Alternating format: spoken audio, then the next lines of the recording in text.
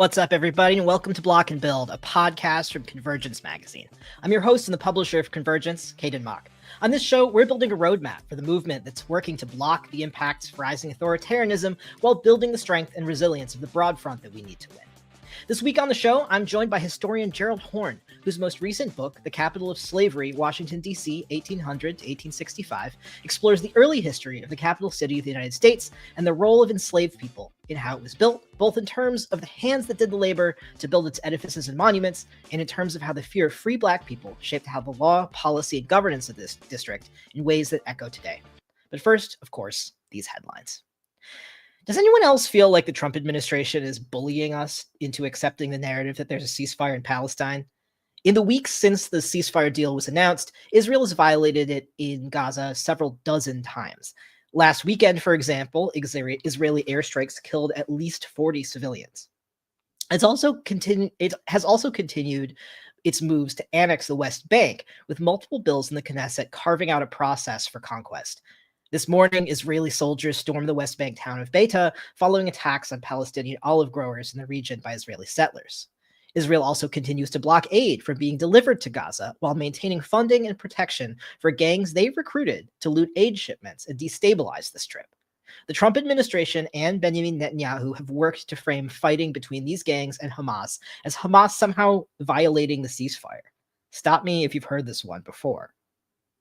On Thursday, independent reporter Ken Klippenstein published the story of a 26-year-old Tucson man, Miles Serafini, who was visited at his home for questioning by the FBI. This was related to a protest of about 300 people that he'd attended back in June at a local ICE office and resulted in some minor property damage, such as broken windows and graffiti. Serafini shared both his Ring camera footage and his personal report to Klippenstein about this visit, insisting that he had nothing to do with any property damage at the protest to both the reporter and the FBI. Now, this story is relevant for a couple of reasons. First, of course, FBI cold calls to people who attended protests, and even in cases where some minor laws may have been broken, is a scary escalation. The basics here about how you should handle this kind of situation remain unchanged. Never give law enforcement any information that they're not legally obligated to, no matter how friendly or chummy they may be when they come to your door, and especially when they don't have a warrant. While I won't necessarily fault a shocked 26-year-old who might be new to this for making some mistakes in this interaction, the story is overall an example of what not to do, as the report suggests that Serafini engaged extensively with the agents without a lawyer present. If this happens to you, ask for a business card and tell them your attorney will get back to them. Second, the agents seemed concerned with unmasking some shadowy figures that they believe may have organized and paid for the protest. Serafini explained that they were very interested in matching signs at the protest, which supposedly suggests some kind of criminal conspiracy. He added, quote, "What a waste of their time to go after shit that doesn't exist." Agreed. While we know that the idea that some organizational involvement in organizing protests against injustice is normal and legal, the Trump administration and his weaponized partisan federal agencies are working overtime to prove otherwise through bogus investigations that may or may not bear out in their favor in court. This incident is a window into the intensifying criminalization of the constitutionally protected right to protest under the administration's domestic terrorism memorandum known as NSPM 7, which is designed to blur the lines between actual political violence, which is, of course, always okay if it's their guys, and general thought crime. You may have seen dramatic photos and video of ICE on Canal Street in Manhattan on Tuesday, which is some pretty wild shit. Canal Street, of course, is in the heart of Manhattan's Chinatown, and in addition to being a center of commerce, is also a tourist destination. ICE says that they were there targeting street vendors, but City Controller Brad Lander has the right of it, saying, quote, "There is no excuse for sending military-style vehicles and a national law enforcement response for street vendors." Later in the week, ICE agents also arrived here in the Bay Area, but there's been some back and forth about what they're deploying to do and where and why. San Francisco Mayor Daniel Lurie, who happens to be a wealthy scion of the Levi Strauss family, announced on social media early Thursday morning that he'd had a wee hours phone call with Donald Trump, who allegedly agreed to hold off on sending, quote, "the military or militarized immigration enforcement into the city." If this raised your eyebrows, you're not alone. I think that San Francisco supervisor Jackie Fielder had it right when she read between the lines that Lurie's, quote, deal with Trump is little more than the worst kind of PR. His statement also indicated that San Francisco would welcome all kinds of other federal law enforcement who we know collaborate directly with ICE. So, I don't know. You tell me. Is there going to be a federal surge in San Francisco? The upshot for Lurie, though, is that while he can say he went to bat for San Franciscans, he still isn't the mayor of the whole Bay Area, and the entire greater East Bay has a much larger total population. We know now that ICE staged about 100 agents at the Coast Guard Island in between Oakland and Alameda. In the pre-dawn hours on Thursday, just after Lurie's phone call with the president, a group of protesters led by clergy and other faith leaders showed up to the entrance to the island and were met with hostility and pepper balls. Regardless of where these federal agencies wind up carrying out their operations, it's hard for me not to think about the Bay Area's homelessness crisis in light of the ongoing government shutdown. While SNAP benefits don't renew, when the SNAP benefits don't renew at the beginning of November, in just about a week's time as of this recording, many families will have to choose between paying rent and buying food. And that's just the tip of the iceberg when it comes to the cascading effects of federal benefits vaporizing overnight. This has been nowhere in the discourse on Mayor Lurie's deal with the devil. Increased drug enforcement or whatever is not going to solve the problems created by the gaping maw of inequality. It will exacerbate them. While House Speaker Mike Johnson refuses to reconvene the lower house of Congress to address the government shutdown, we aren't just passengers in this horror show ride. This is where mutual aid will come in to help keep families in their homes and keep people fed. Finding ways to make it clear that our communities will step in when our paid-off political leaders will not, and that's a source of our power, will be essential in the months to come. Hey everybody, My this guest is Maurice today Mitchell, is the National author Director of of the the Working Families Party. I read and give to Convergence because it has become a home for me to engage in critical analysis, find practical advice for organizing and strategy, and inspiration in the belief that a better world is not only possible, we can build it. To make either a one-time donation or become a sustaining member, visit convergencemag.com/donate.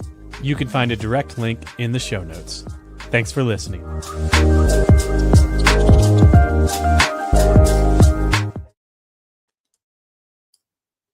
My guest today is the author of the 2025 book, The Capital of Slavery, Washington, D.C., 1800 to 1865, Gerald Horne. Dr. Horne is the John J. and Rebecca Moore's Chair of History and African American Studies at the University of Houston. He's written many books, but this most recent explores the contradictions of America's Constitution as the foundation of a system that protected enslaved people as property of the ruling class, and the unremitting class struggle of the enslaved, which resulted in and moved towards abolition. The book is available now from international publishers. Gerald, thank you so much for making the time to join me today. Thank you for inviting me. To start out, I'd love to hear you talk a little bit about, to contextualize for our listeners, the popular historical narratives that we get about DC in the early 19th century. In other words, what motivated you to write this book, and what intervention are you hoping that you've made through writing it? Well, with regard to the latter, as you and your audience probably know, there has been a significant historiographical intervention with regard to the early history of the United States. In fact, it's attracted the attention of the White House, which is, of course, embarked on a policy of seeking to revise renditions of the early history of the Republic from the Smithsonian, from the National African American Historical Museum in Washington, D.C. Keep in mind that there have been reprimands and rebukes on high with regard to Nicole Hannah-Jones, presently of Howard University, because of the 1619 project that she produced for the New York Times Magazine in 2019. The late Tyler Stovall, who you may recall taught for years at both Santa Cruz and Berkeley, before he passed away. Perhaps his last book, interestingly enough, was White Freedom, which is another revising of the historical narrative of the United States of America. In other words, there is a growing schism with regard to how the early history of the United States is written. But not only that, I think that there is a revision of its accoutrements. Speaking of the Enlightenment, for example, if you look at the current issue of the New York Review of Books, David Bell of Princeton begins his review of a book by William Max Nelson of University of Toronto, who is part of this historiographical revision of the Enlightenment, by quoting some rather disparaging comments about Black people from such luminaries as Voltaire and David Hume and Immanuel Kant, for example. And I think that my work is part of this newer historiographical trend. And I think it's well past time for political activists to pay attention to this work, because it may help to shape strategies with regard to anti-imperialism, with regard to anti-capitalism. Perhaps it will cause some to come to the conclusion that I have arrived at, that there is a fundamental clash between what you just mentioned, the class struggle of the unpaid sector of the working class, speaking of the enslaved population, and what inheres in settler colonialism. Interestingly enough, a term more often describing or used to describe historic Palestine than North America. But in any case, settler colonialism in North America has involved class collaboration between the amongst European settlers, for example. And perhaps if we understand this clash between class struggle and class collaboration, we might have a better understanding of how Mr. Trump got elected with 77 million votes in November 2024. Perhaps there would be fewer excuses for how that disastrous catastrophe eventuated, for example. And we'd be well on the road to devising a strategy, to coin a phrase, that would allow us to both block and build. Right on. Well, I mean, I think that relating this historical period to current events was obviously very top of mind when we thought about bringing you on the show and talking about the book.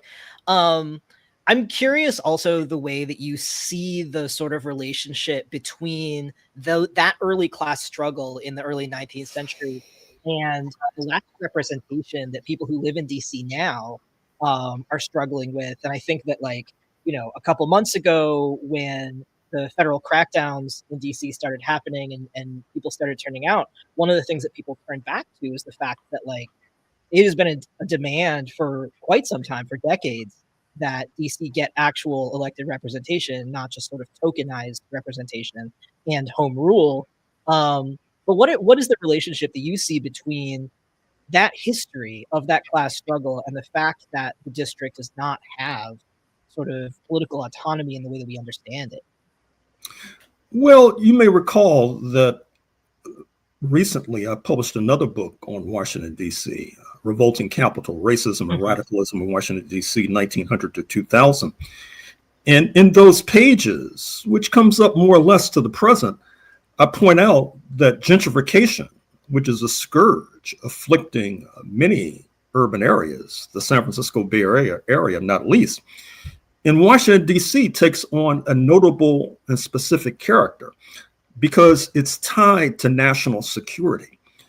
That is to say that the right wing, which episodically, if not regularly, has ruled Washington, D.C., for example, at the present moment, is not necessarily comforted by the fact that this city was once known as Chocolate City, and of course still has a Black population hovering near 50%. And this is a national security and a domestic security question, because when it comes to jury trials, for example, oftentimes the prosecutors in the district have to rely upon skeptical Black jurors, which is one of the reasons why some of the more instrumental and pivotal cases in 2025 have been moved out of the district into other jurisdictions, because since they're federal cases, they can be moved to virtually any federal jurisdiction. A number have been moved to South Florida, for example. And as I pointed out in the aforementioned book on the 20th century in Washington, D.C., it's interesting to note that during the anti-Vietnam War protests, oftentimes raucous demonstrations in the streets of Washington hampered the ability of the Secretary of Defense across the river in Virginia to get to the White House, to the Situation Room, for pivotal and instrumental strategizing, for example, bombing of Vietnam. And so Washington, D.C. is the nerve center of the imperialist project, just as it was the nerve center of the slaveholders' republic, which was a fact and factor not unknown to those who sought to overturn the slaveholders' republic. I spend considerable time in this book talking about the War of 1812, which, by the way, I also spent time addressing in another book, Negro Comrades of the Crown. And as that title suggests, when the Redcoats invaded Washington in August 1814, they were joined by enslaved Africans who helped them to torch the White House and President Madison and his spouse Dolly fleeing into the streets one step ahead of the posse, and then escaping on British boats to Trinidad and Tobago and Freedom, where their descendants continued to reside. And interestingly enough, after that episode, propaganda came from the slaveholders' republic suggesting that, in fact, what happens to the U.S. Negroes when they get to the Caribbean is that they're re-enslaved. And interestingly enough, this canard was just repeated in the New York Times a few days ago. I mean, the idea is, the message to U.S. Negroes is, don't even think about allying with foreign powers, because it's worked out disastrously for you in the past. Well, and so, it also makes it seem like, ooh, we're not that bad. Like the U.S. is not that bad, because they do it too, right? Right. Yeah, as to use the phrase oftentimes invoked in another context is whataboutism. That is to say, I mean, you're disparaging the United States, but what about the people that you're flocking towards? Now, of course, this kind of reasoning and thinking is not necessarily used when the ruling elite itself feels that it's in jeopardy. I mean, for example, as I'm sure you know more than most, anti-Stalinism is an article of faith amongst various intellectual and ideological sectors in the United States. But if you look at World War II, when the United States was in alignment with the Soviet Union, the only individuals I've been able to uncover who objected to that alliance, other than Nazis themselves, of course, on the U.S. scene were Pat Buchanan, the former GOP standard bearer, and Herbert Hoover, the sworn foe of Franklin Delano Roosevelt. So in other words, when the dispossessed or forced into alliances with some who the U.S. rulers look down upon, that's seen as a cardinal sin. But of course, another standard is at play when the ruling class has its own chestnuts it wants to pull out of the fire. Yeah, absolutely. Well, I think this thing about internationalism was also a really interesting through line in the book. And I think some of the stuff about the War of 1812 is stuff that like I learned a little bit about as like a kid, because I grew up in Michigan, and I also lived in Western New York for a while. And obviously Western New York is there's a ton of like War of 1812 history there because of the proximity to Canada, right? But a lot of the history about like the ways in which free people were part of like the British military operation and then like being able to sort of escape from the United States was not part of the story that I was told. But there's like so many interesting internationalist through lines in the book that are pretty illuminating and are, again, part of this history that like is perhaps undertold. And I think that like one of the things that I found instructive about it is that you're already looking at ways in which a deep commitment to internationalism impacted movements here in the US for the abolition of slavery. And I'm interested to hear a little bit more about how you think that can be illustrative to us about how change really happens, that like in some ways I'm like it's picking apart some of the exceptionalism that we have about our own movements as US-based people. And I think that's really neat. Well, to be sure, as I've said more than once, including in a number of books, you cannot begin to understand the abolition of slavery without understanding the Haitian Revolution, 1791 to 1804, which ignited a general crisis of the entire system of slavery, which can only be resolved with this collapse, including in North America. With the 1804 triumph, you see that London recognizes that the jig is up, that it does not make sense to continue bringing grave diggers of colonialism from Africa to Jamaica, Barbados, etc. And it moves to remove itself from the African slave trade. Interestingly enough, when this monumental feat was marked on its 200th anniversary in 2007, Tony Blair was there. Members of the royal family were there. Now, of course, many Black people in Britain objected. But what I found instructive about the United States of America, which is that the United States moved in 1808 to follow Britain, but there was no marking in the United States of this monumental feat, which I found, quite frankly, rather chilling that it would be ignored. And then, of course, on the other side of the coin, international trends play a role in this book. For example, after the aforementioned War of 1812, the rulers of the United States basically decided to scapegoat the free Negro population, which was at its zenith in Baltimore, just down the highway from the district. And so a decision was made in the state of Maryland to craft its own foreign policy, which one would think is contrary to the vaunted U.S. Constitution, because they began to try to deport free Negroes to what is now Liberia, circa 1823, for example. And therefore, in order to understand the pivotal and instrumental role of the District of Columbia with regard to 21st century strategizing, we have to understand that this is a relatively small city, about contemporary population of 700,000, 750,000 perhaps, even less in the 19th century. And yet many of our allies are sited there. There's a Cuban delegation in Washington, D.C. There's a Venezuelan delegation in Washington, D.C. That is to say, given the fact that internationalism has been so important to our movements, it a fortiori places the District of Columbia in the forefront in terms of developing a national and a global strategy against imperialism. The fact that it has a substantial Black population, which is predisposed to be pro-union and predisposed to be pro-working class because of the very nature of its existence, adds to the momentum for all of us who are concerned with transformative change to take a second and third look at Washington, D.C. as an instrument for our ultimate liberation.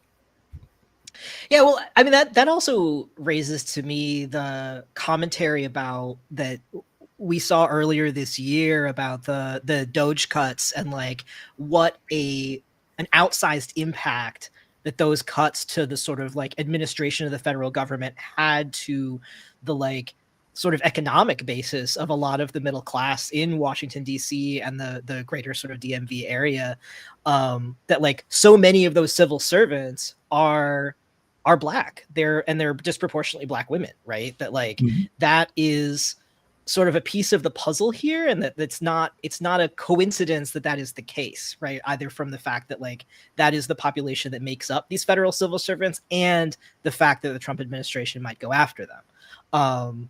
And I find it to be really interesting to like think about that through line then also between like free Black people in the antebellum period in DC and the role that they played in sort of shaping federal policy on Black folks. Well, first of all, keep in mind that as we speak, there is a concerted plan, and it's not a new plan. I talk about it in the aforementioned book on 20th century Washington, to move federal responsibilities out of the district to Huntsville, Alabama, to Colorado, for example, precisely because there is skepticism by the right wing of the demographic makeup of the District of Columbia, because it's a jurisdiction that votes heavily against the right, perhaps more heavily than any other electoral jurisdiction in the United States of America. And as well, as I point out in the book, even with regard to both the enslaved section of the working class and the non-enslaved section of the working class, there was very deep skepticism about their intentions. For example, there was skepticism of Black postal workers in early 1800s Washington, D.C., because it was felt that they would be a transmission belt for abolitionist material. And of course, we all know that a disproportionate percentage of the presidents in the White House were slave owners. President Polk, one of the more transformative chief executives, insofar as it was during his administration that the war against Mexico was executed, bringing California into the United States of America. He actually was engaged in slave trading from the equivalent of the Oval Office. But likewise, President Andrew Jackson, an inspiration for Mr. Trump, president in the 1820s, like many in the district, he was heavily dependent upon what was euphemistically described as Negro servants, some of whom were literate, some of whom were thought to be passing state secrets on to the real and imagined antagonists of the slaveholders' republic. And so, in terms of a through line, one of the through lines from the founding of Washington over 225 years ago up to this present moment has been a deep and abiding skepticism of a significant sector of the working class, particularly the working class of African ancestry, because instinctively there was a recognition that because of the savage and cruel exploitation that they were subjected to, that it predisposed them to class struggle which often clashed oddly and dramatically with the class collaboration that was the mantra of the settlers, for example.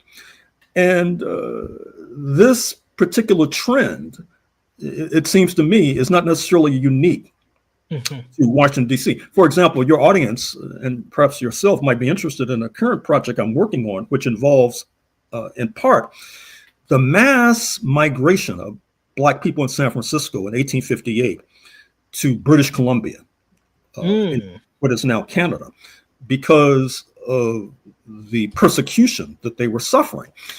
This was taking place at a moment when, as usual, there were sharp contradictions between London. London, of course, was still the power north of the border. A sharp contradiction between London and Washington. And so the Black population moves in mass to British Columbia, adding metal and muscle to this antagonist of the United States of America.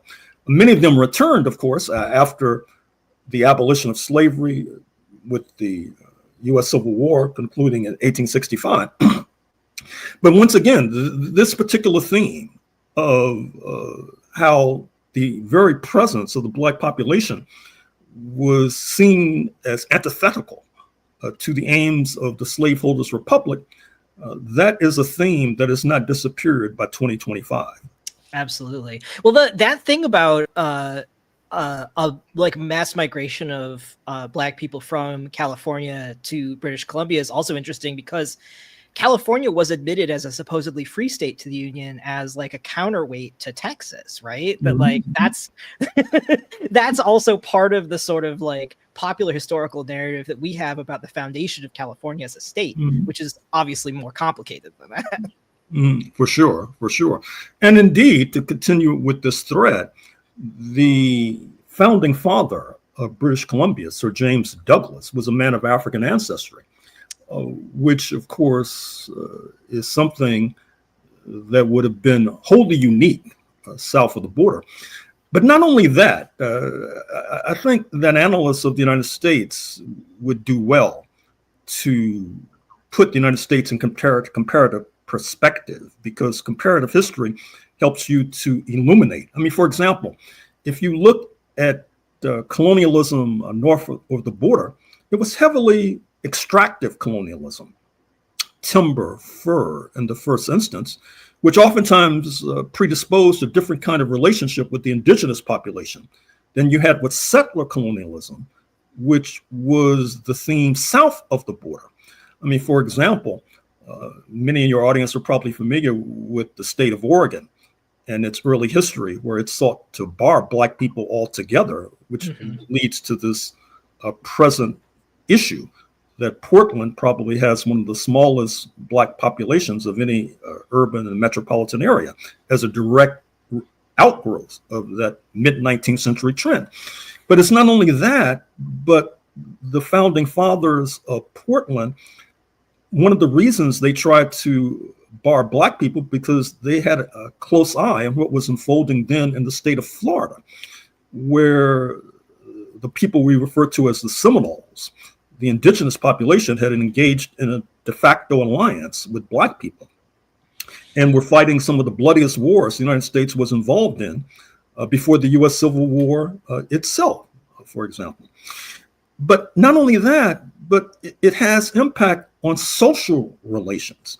For example, in what is now the state of Washington Territory, it had one of the most complicated trajectories of any area of the United States of America, insofar as their presence was contested not only by the indigenous population, the fearsome northern Indians, as they refer to, who would arrive on boats 100 feet long into Seattle in order to rout the settlers.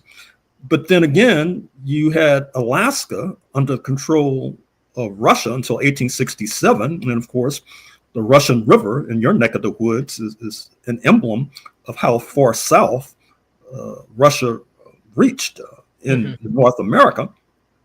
And so the complexity of what the settlers in Washington had to endure in many ways surpassed other areas, to the point where the governor of Washington Territory, Governor Isaac Stevens, in the mid-1850s, declared martial law, arrested many of his fellow members of the U.S. ruling elite in that territory. Why, you ask? Because he was concerned that many of these men were married to Native American women, and that was a security risk. And so anti-miscegenation laws there in many ways comes out of this concern about security, for example. And if you look at the literature on miscegenation, oftentimes that critical and cardinal factor, for whatever reason, is ignored.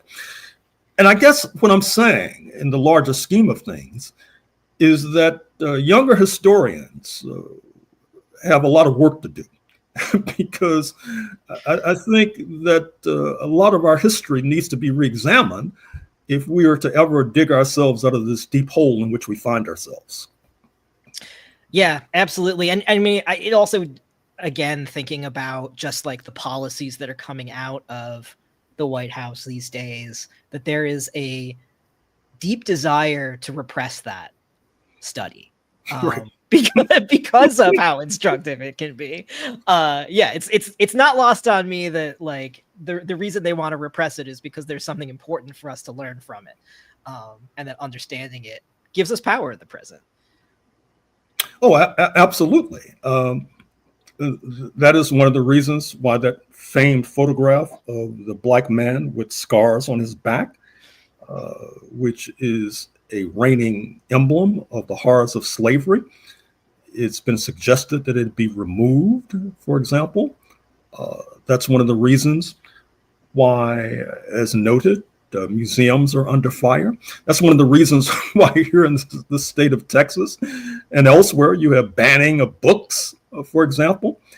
You have professors who are losing their jobs because they're seen as not sufficiently tactful when it comes to making a critique of right-wing heroes like Charlie Kirk, for example, which is part and parcel of an overwhelming, at times, attack on free expression and freedom of speech. And this attempt to keep the accurate history of the United States from the eyes of those who are curious is really just one part of a larger tapestry. Mm-hmm. Yeah. Well, I mean, to turn us back to a little bit of this history too, like the end of your book, this new book, starts with, or like you conclude with a sort of reflection on the post-Civil War Reconstruction era, which is a highly misunderstood period of time for, I think, most Americans, like the history education that most Americans receive, that like, to put it mildly, may blur or obscure the realities of the Reconstruction era. Could you talk a little bit about the experience of emancipated people in that period following the war, and why sort of like looking forward into Reconstruction was important to the book, and then also why you think it's important to think about Reconstruction today? Mm-hmm. Now, before I get to Reconstruction, let me put some more context on the table. Sure. I don't feel that it's accidental that many of the stalwarts of the anti-slavery movement have roots in the area that I'm studying, the DMV, the District of Maryland and Virginia, be it Frederick Douglass from Maryland, Harriet Tubman from Maryland, Nat Turner, the August 1831 raid or attack on slavery takes place in Virginia. John Brown, October 1859, leading another armed attack on slavery in what was then Virginia, what is now West Virginia, for example. And that latter episode is oftentimes credited with helping to trigger the Civil War, which is something that I would like to associate myself with, that particular thesis. Interestingly enough, during the Civil War, you had not only the abolition of slavery in the spring of 1862, before January 1, 1863, the Emancipation Proclamation, but also, quite tellingly, the enslavers were compensated for their loss of investment, which was nothing new in the wider history of slavery. We all know, or at least many of us know, that what has helped to deform to a degree the Haitian economy to this very day was the fact that the new regime had to pay a kind of reparation to the former enslavers in France. Mm-hmm. In Britain, when they moved to abolition in the 1830s, a similar process occurred. And indeed, you had some of the descendants of the slaveholders still being paid off in the 21st century, believe it or not.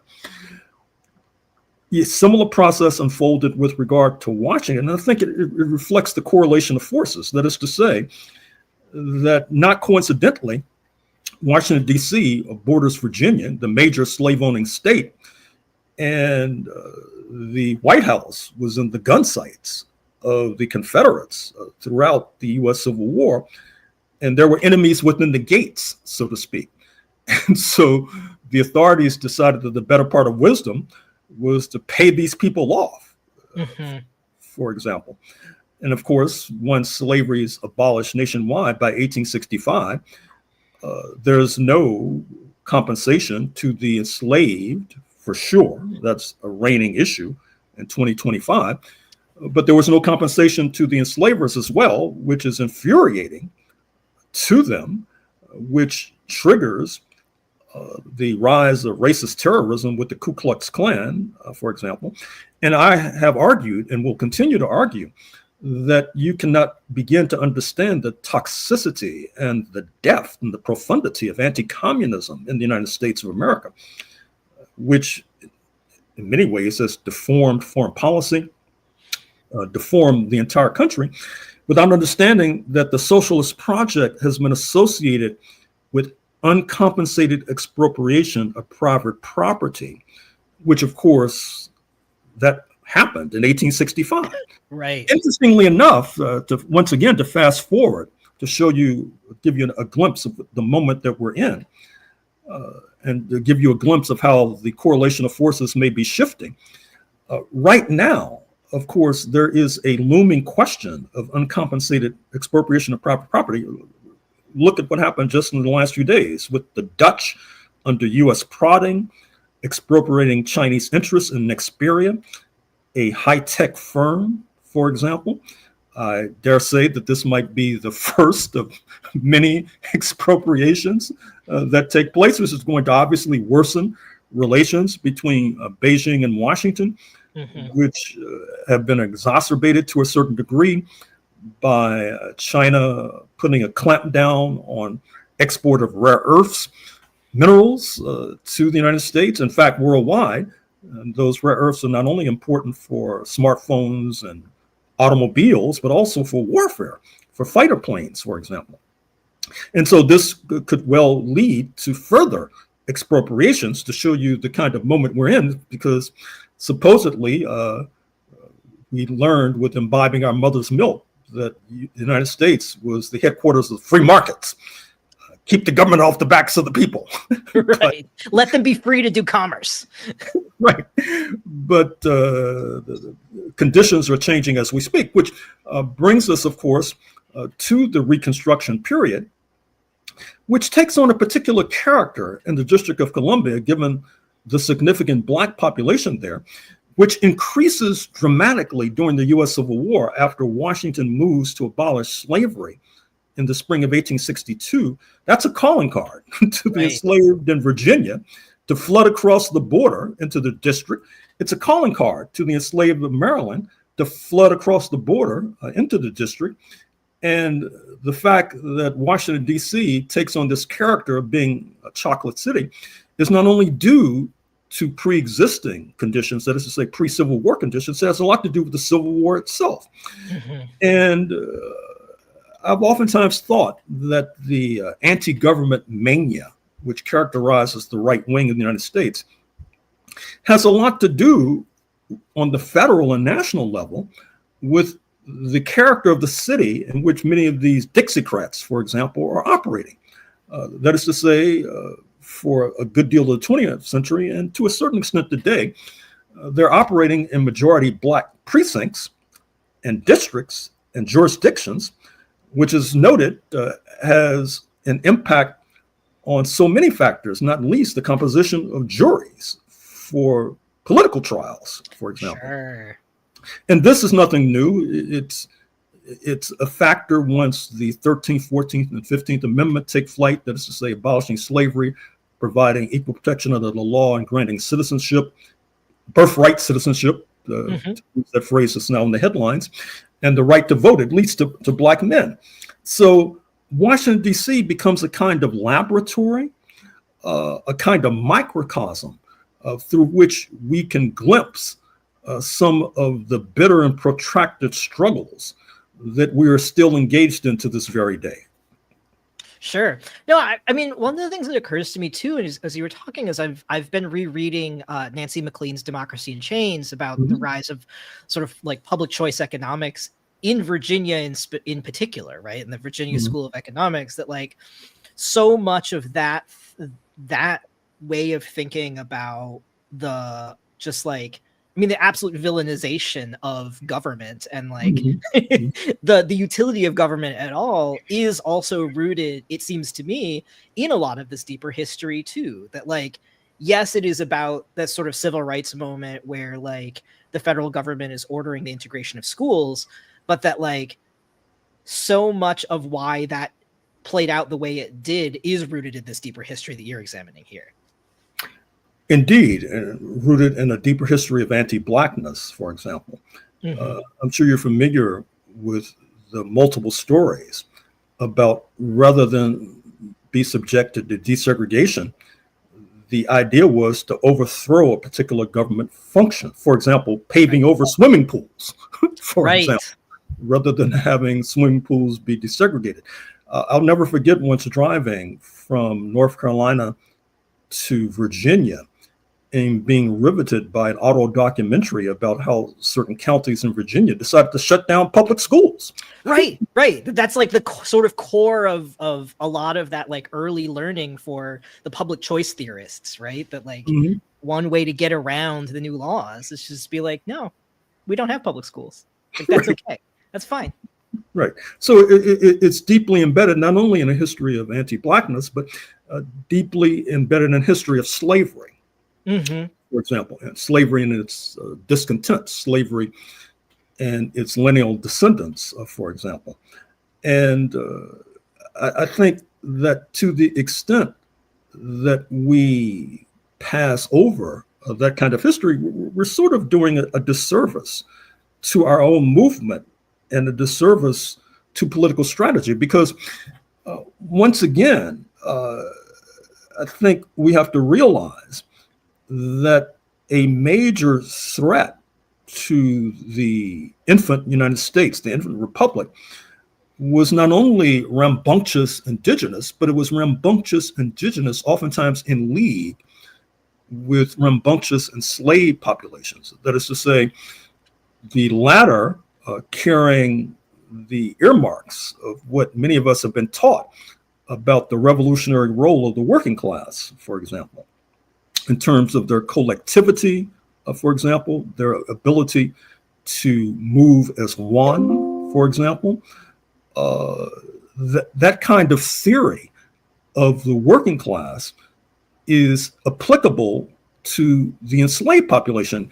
And it reminds me of some of the 20th century history that I've done. I mean, for example, you may know that I did a book a year or so ago that deals in large part with the Panther Party and the Communist Party in Southern California.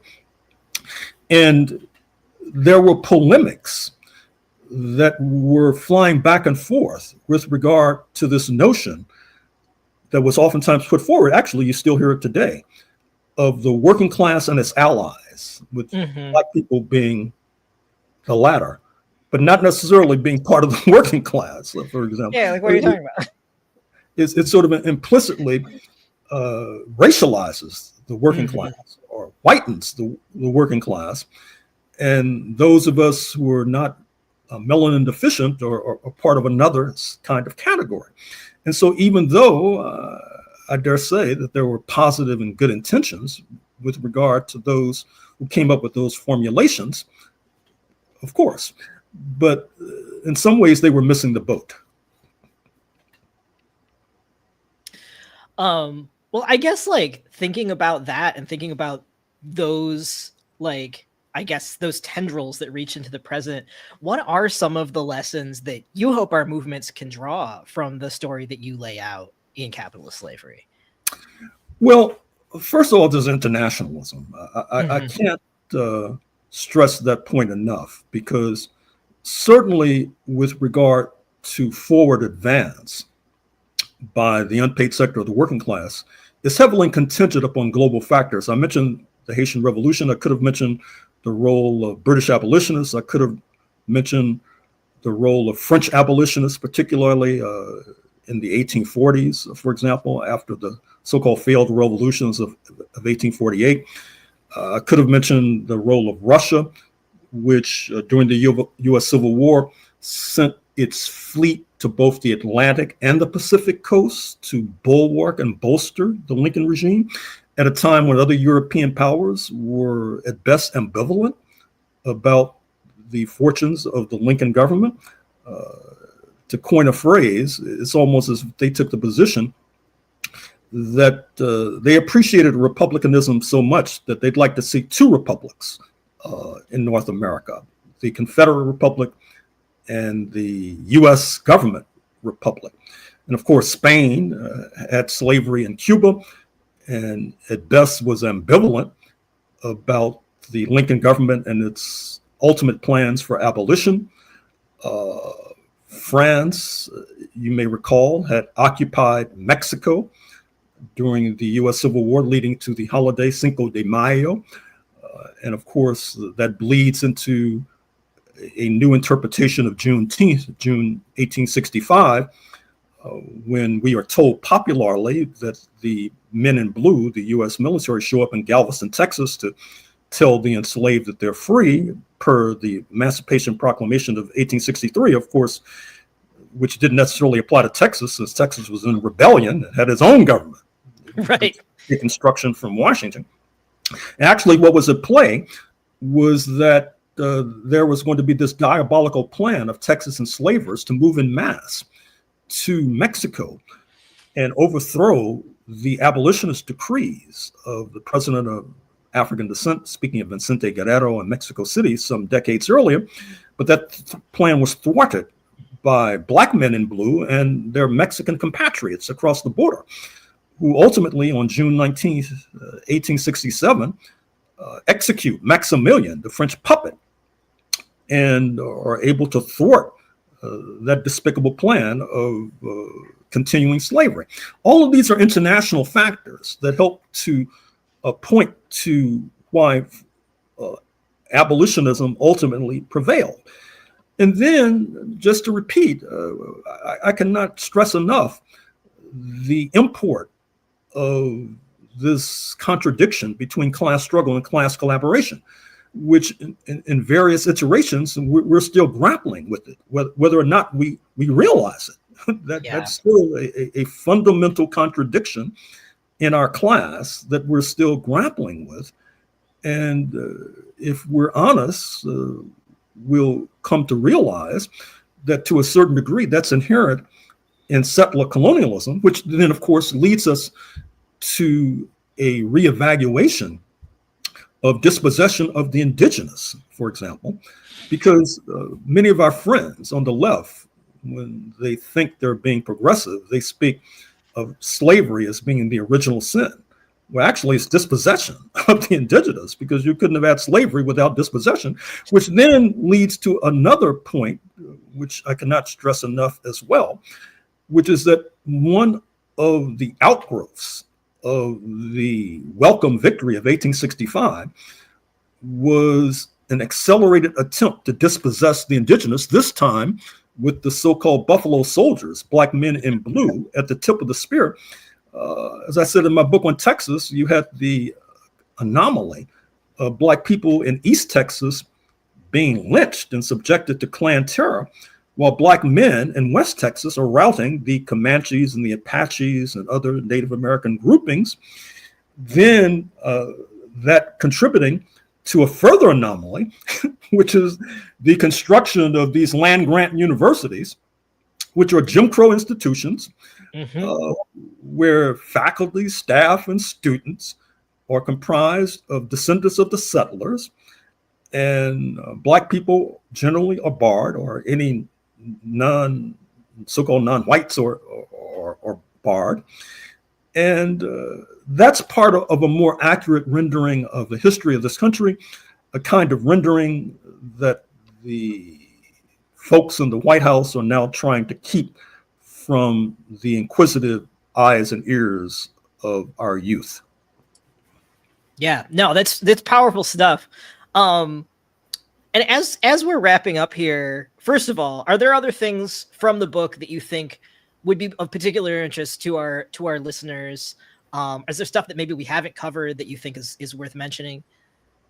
Well, just more contradictions, because I don't think we should avoid the difficult parts of our history, needless to say. I mean, for example, when you have the black deportees from Maryland to West Africa in the early 1820s, and that accelerates with the Nat Turner Revolt of 1831, where troublesome property was then put in the chutes to be deported, there was conflict between those recent arrivals and the indigenous population.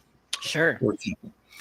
And those sorts of conflicts have not disappeared to this very day, and go a long way to explaining the bitterness and the bloodiness of the Liberian Civil War, commencing, generally speaking, circa 1980. And of course, you can go online and see some of the so-called Americo-Liberians being lined up on the beach and shot down. But at the same time, in terms of contradictions, if you look at the Liberian Declaration of Independence, promoted, no doubt, and promulgated by Americo-Liberians, it's very progressive and it's very angry. It's very angry with the United States of America.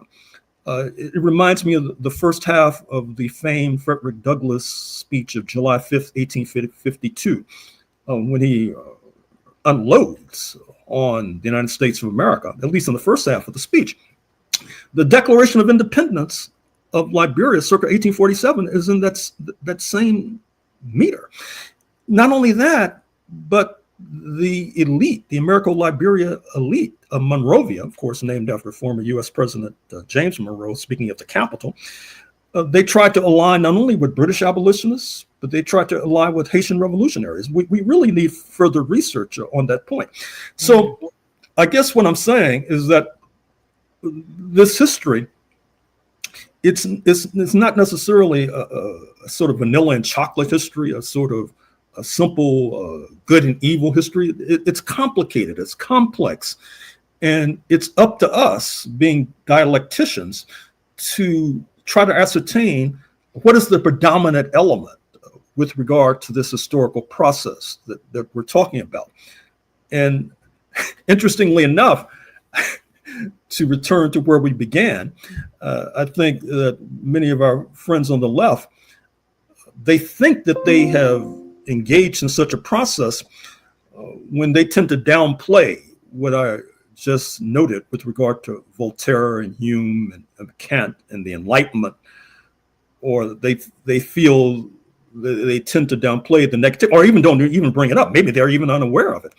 And with regard to republicanism, which we have been told is a step forward for humanity, they don't put that in comparative context in terms of, for example, Canada not being Republican, for example, but in many respects being more progressive than the United States of America to this very day, up to and including single-payer healthcare, or going back to the 19th century, with Black people fleeing republicanism, right? Or a site where the crown is ruling. I mean, we have to deal with these contradictions. I mean, you just can't.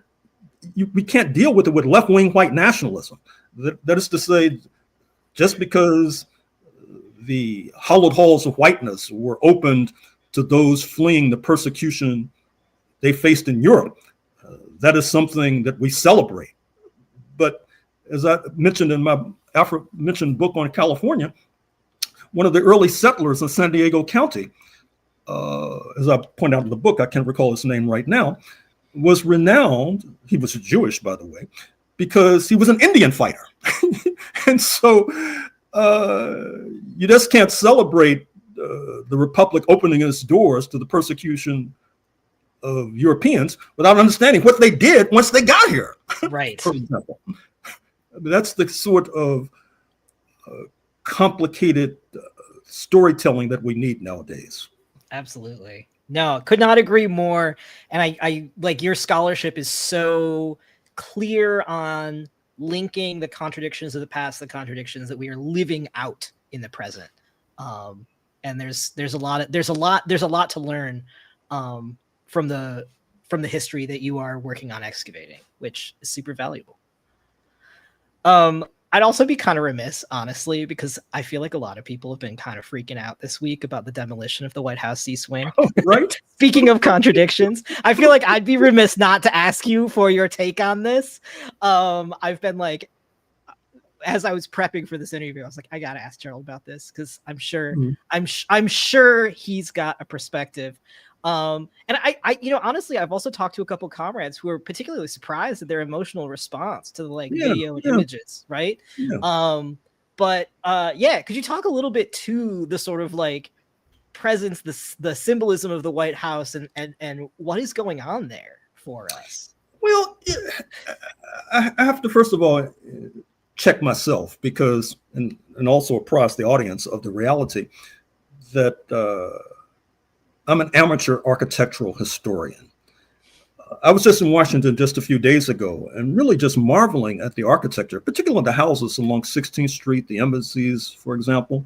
It made me curious as to who the architects were and what the backstory was. And so likewise, I think I had sort of a visceral reaction to the destruction of the East Wing, I mean, the metaphors tend to write themselves in terms of Trump being a wrecking ball. And this is a metaphor for him wrecking whatever progress that we have made over decades, for example. But at the same time, with reference to architectural historians, I've noted the fact that there have been revisions of the grounds of the White House, including under Theodore Roosevelt, Franklin Roosevelt, et cetera. But really setting that aside, it's really too instructive a symbol for us to pass over lightly.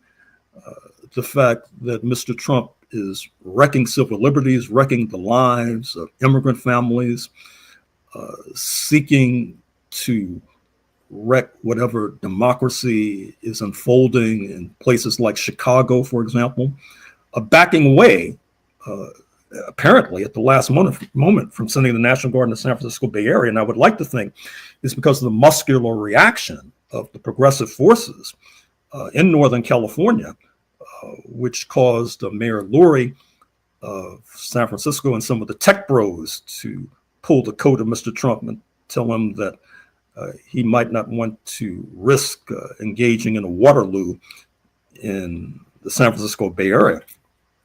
But in any case, I'm really trying to sort out my own feelings with regard to the destruction of the East Wing of the White House from my own really complicated views of architectural history.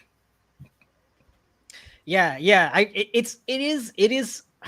I will also say that I read this really interesting analysis of the renderings that the administration's put out, that like they don't actually make any sense in terms of the size of everything, that they're not, they're not real, like, are there actually plans here? And I think that also is a really fitting metaphor, because like, I think, so to me, so much of the value of the left studying history is because so much of the way that the right relates to history is this sort of like vibes based thing, that like being rigorous about how we understand our place and our role in the sort of like historical drama that we're living through is one way that we do have a leg up on the right. That like their approach to planning, to the context in which they exist, is about smoke and mirrors. It's about the feeling. It's about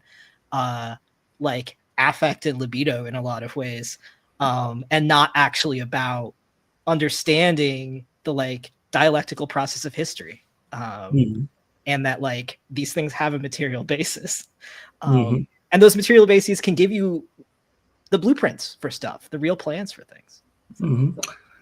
Dialectical indeed, which obviously inheres in your mantra of block and build. That is to say, on the defensive to a certain extent, as we seek to block. And of course, I've long thought for a long time that our side, our team, oftentimes is better at playing defense, for example, and blocking, because oftentimes we can't come to a common understanding of how to proceed after we block, for example. But I think that we'll be better positioned and better advantaged to come to some sort of consensus on how to build once we have a better understanding of the past and a better understanding of what was built after we blocked successfully in the past. For example, blocking the spread of enslavement, which was, after all, a monumental victory. Yes. Well, Dr. Horne, it's been an absolute pleasure talking to you today. Thank you so much for making the time. The book is The Capital of Slavery, Washington, D.C., 1800 to 1865. We'll definitely put a link to find it, and also more of Dr. Horne's scholarship in the show notes. Thanks again. Thank you for inviting me. All right. This show is published by Convergence, a magazine for radical insights. I'm Caden Mock, and our producer is Josh Elstro. Editorial assistance is provided by Akin Ola, and Kimmy David designed our cover art. If you've got something to say, please do drop me a line. You can send me an email that we'll consider running on an upcoming mailbag episode at mailbag@convergencemag.com. And finally, if you would like to support the work that we do at Convergence, bringing our movements together to strategize, struggle, and win in this crucial historical moment, you can become a member at convergencemag.com/donate. Even a few bucks a month goes a long way to making sure that our independent small team can continue to build a map for our movements. I hope this helps.